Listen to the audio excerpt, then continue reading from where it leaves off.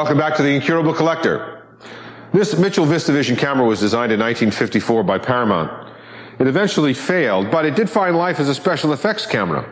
In fact, it was used for sequences in George Lucas's film The Empire Strikes Back, otherwise known as Star Wars Episode 5. Our next Incurable is a mega fan of Star Wars. Over the last 25 years, he's assembled an extraordinary collection of memorabilia from the film series. With collector excitement like his still going strong and prices still rising, Star Wars is this week's hot collectible.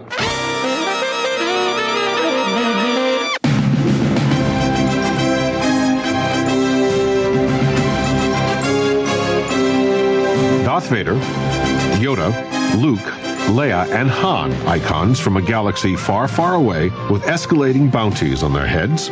That would even turn the helmet of mercenary Boba Fett. The vast majority of the collectors who are really into it now, particularly like the stuff that's a little pricier, they're people who grew up with it. So they're people like now, they think of all those toys they couldn't afford as a kid, and now they can go back in and get them. Today, rare, hard-to-find Star Wars items are battled over in epic fashion.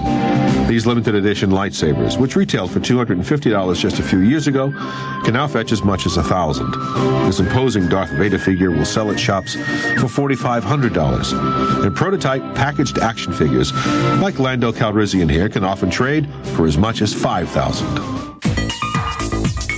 Seattle-based software development manager Gus Lopez says the fanaticism begins with fans who were drawn to a new kind of film a generation ago. I think people forget this now because so many blockbusters have copied it. It was really revolutionary at the time that somebody would go into this genre of film with the intensity and the expenditure that they did and just produce something so different than anybody had ever seen. And I think it just really hit me at the time, and then it just mapped over into collecting, and that's kind of how I got going on it. And these guys have tons of Star Wars sheet music. Look at this. What qualifies Gus to be our expert on this burgeoning area of fantasy collectibles?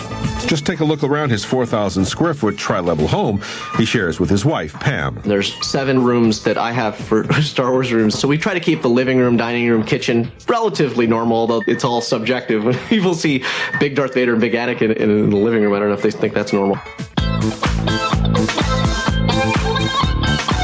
Gus and Pam also share their digs with life-sized likenesses of Episode 1 characters Darth Maul, Watto, and Jar Jar.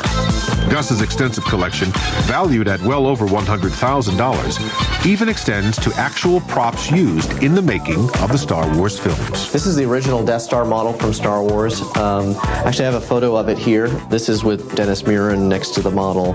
It's the only full 3D model that they made for the first movie, and if you put a light source inside, it lights up the surface, and it has a lot of detail, and it was actually painted by Ralph McQuarrie, who was a conceptual artist for Star Wars.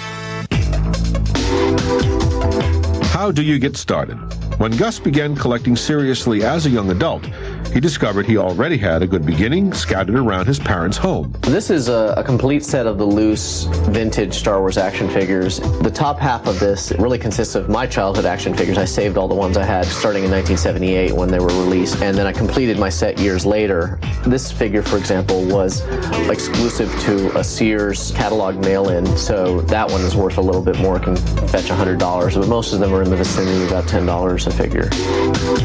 Gus's next step, which worked phenomenally well for Star Wars, would also actually work for the genesis of any collection. I just took like a one-line ad in the Seattle Times, and I said, give me a call if you have Star Wars. And I'd go over to people's houses, and I'd look at what they have, and I'd say, look, price guide value, I was willing to pay 40% of it, buy your whole collection. So if you tried to sell each individual action figure and toy, it'd take you probably years to find the right buyer who'll pay top dollar.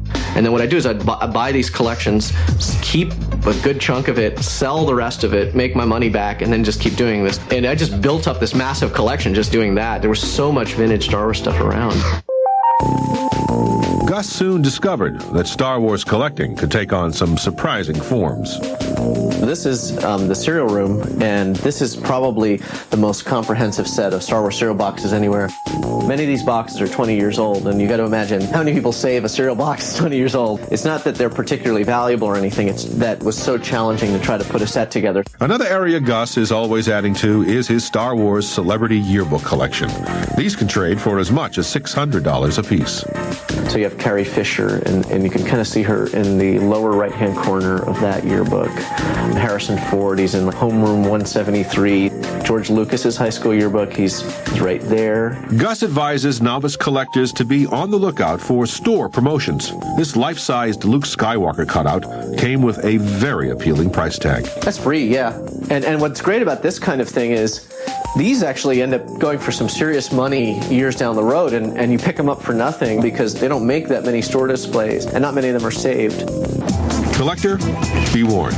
Serious collectors will travel to the ends of the earth, well, Tunisia at least, in search of elusive items left on location while shooting the first Star Wars. Pam and I bought plane tickets, just flew out to Tunisia and spent a few weeks just scouring the country. What I do is I go out there, show photos of Star Wars, and then you find the person who remembered the filming from 20 years ago, and they'd go run off, and the next day they'll come back with this really cool piece, and you give them not a lot of money, but like for them, like 2 months of wages or something to buy some really cool piece, and then they find more stuff for you, and so we found just incredible stuff. From the junkyards of Tunisia to the closeout bins at the local 5 and dime store, there are Star Wars collectibles in every price range for the buyer who has become smitten with the romance of this enduring intergalactic odyssey. I will frequently get people coming to me going, I want to buy the high-end things, I want to buy the really unusual stuff, and what I'll advise them is take your time. There is so much of that stuff out there. Just find what you really love. Has Gus got you thinking about a Star Wars collection of your own? Here are our experts' top 3 picks for affordable ways to enter this growing galaxy. Number 3, our experts say kids' Halloween costumes. Built for obsolescence, most of these flimsy jumpsuits and masks were tossed away after a single night of trick-or-treating. Originally selling for less than $5, these quick changes in a box can still be found at antique stores and online for between $10 and $20. Our number 2 pick, ceramic figures. Over the past 20 years, this R2-D2 bank has appreciated from $10 to about $50. And this 1977 Darth Vader mug by Rumpf can command, or should we say, demand, a price of $75. The more unique the item, the greater the value. This C-3PO cookie jar currently can trade for between $250 and $350. Our number 1 pick, carded vintage Star Wars action figures. Ranges in price can be galaxies apart.